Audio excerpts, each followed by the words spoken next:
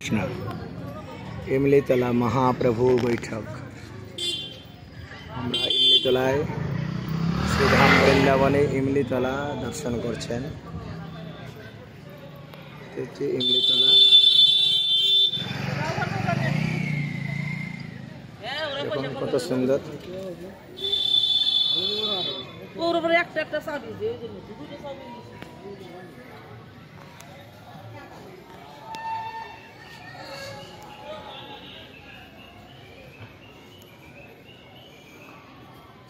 इमलीतला महाप्रभुर बैठक।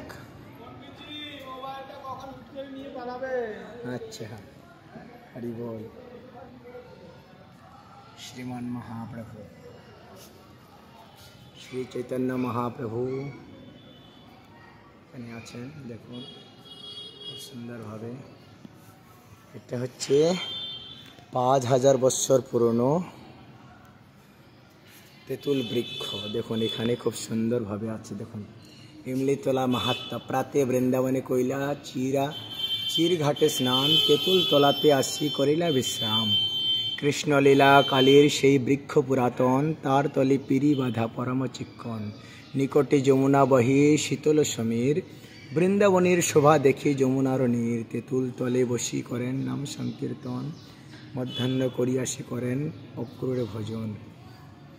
5500 বছর পূর্বে দাপর যুগে শ্রী রাধাকৃষ্ণের কালে এই তেঁতুল তলায় শ্রী রাধারানীর মহাভিষেক হয়। মহারাজ হইতে রাধারানী অন্তর্হিত হইলে শ্রীকৃষ্ণ এই বৃক্ষতলে বসিয়া রাধামন্ত্র জপ ও ধ্যান ও শ্রী রাধারানীর বর্ণ ও তৎ মনোবিষ্ট শ্রী রাধারানীকে প্রাপ্ত হওয়ার তদবধি এই স্থান সিদ্ধপীঠ ইমলিতলা নামে অভিহিত হয়।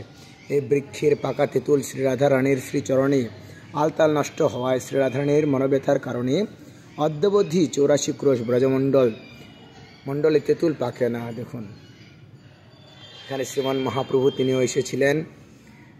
এই সেই তেঁতুল বৃক্ষ দর্শন করুন। পুরনো বৃক্ষ এখন এটি সংরক্ষিত হয়ে আছে শ্রীধাম বৃন্দাবনের ইমলিতলাতে। অত্যন্ত দুর্লভ।